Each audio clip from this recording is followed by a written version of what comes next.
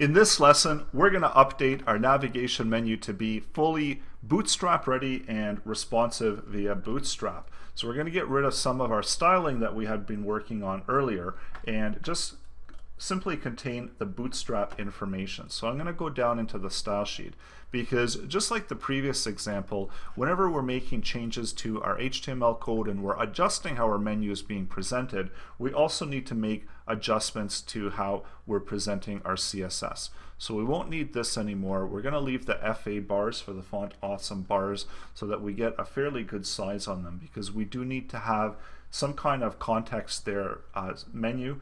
There's an option within Bootstrap as well to do that. We don't need the SM screen anymore. We don't need the side menu, or actually no, we do need the side menu, but we don't need the mini bar. We don't need any of these nav options. So this can all be simply removed out, and it's cleaned up quite a bit of what we're doing within our media screen, and now we're ready to start adjusting our CSS.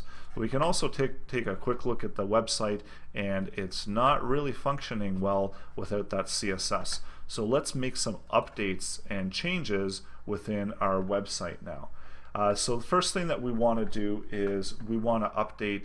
So we're going to have nav as containing the logo and the company information, because with Bootstrap it gives us the ability to pull all of that information over. We no longer need to identify this as the nav bar, because we've got all of that information that we were originally using. We no longer need to make containers there.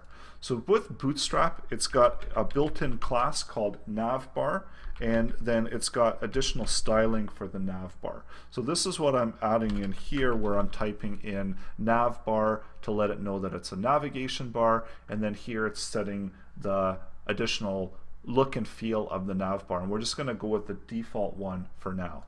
So just like we had our class container there, we also need to add in some additional classes. And with Bootstrap, it's just a series of classes that you're adding in, and this helps Bootstrap understand how you want to position different elements on your website. That's where we need to bring in divs, and with Bootstrap you need to bring in quite a few of them in order to get your website looking exactly the way that you want. So with container fluid, this gives us the ability to have a container that goes entirely across the entire web space there. So I'm going to this should actually be container fluid. So different than container fluid gives us 100% width, the full available block section. Now we need to add in another div here, and this one is going to have a class of NavBar header. And this, again, this helps Bootstrap understand what we want this particular element and how we want to represent it within our code.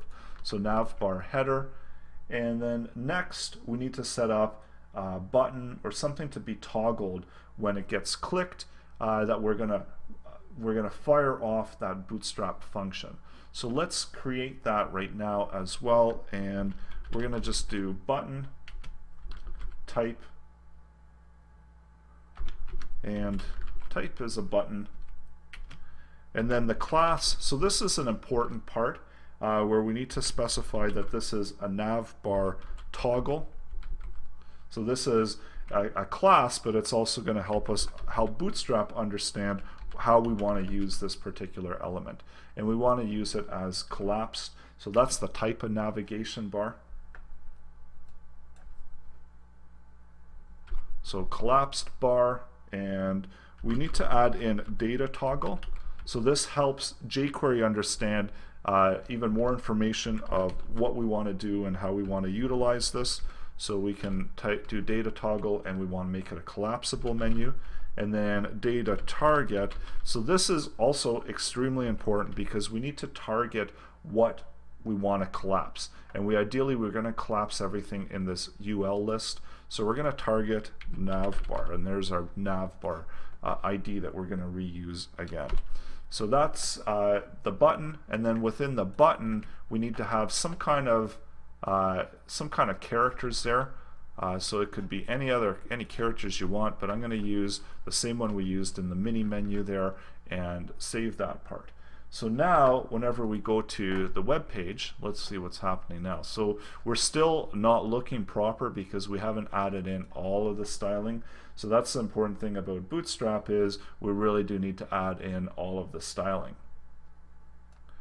And typically with your menu here, so we've got our NavBar header, and we know that this is part of the NavBar header, so we've got our logo and all of that there.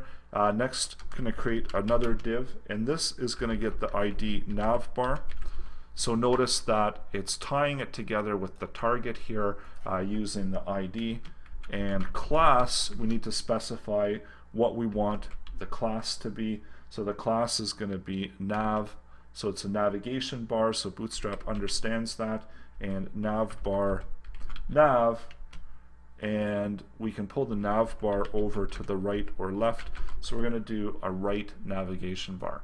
And with Bootstrap there are a bunch of options for setting the different navigation bars, so let's save that and add in.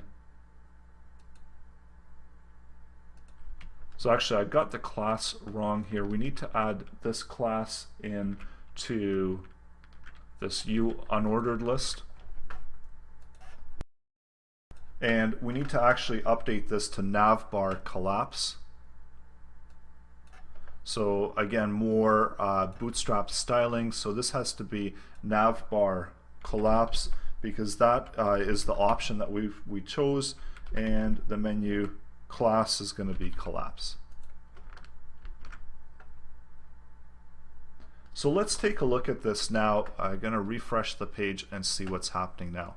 So we see that whenever we're resizing, so it is slightly working, but we need to still get rid of some additional styling because it's kind of working, but it's not outputting it properly.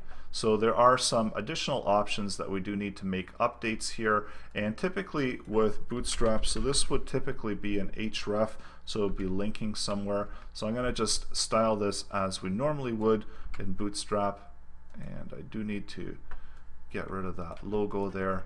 So let's save this now and tweak it a little bit more. So let's see how this looks now.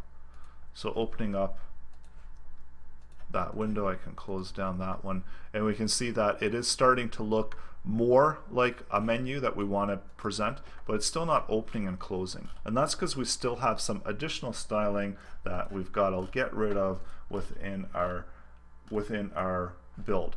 So typically you wouldn't build out all these navigation bar settings and then update them. You would simply not include them because Bootstrap would be handling all of that information.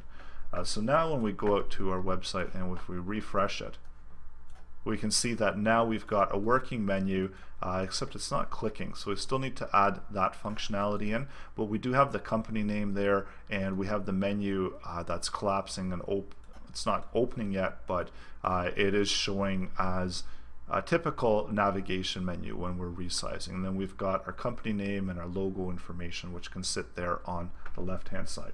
So in the next lesson, we're going to finish off and make some additional updates so we can open our close-in menu and finalize this menu on our website built via Bootstrap.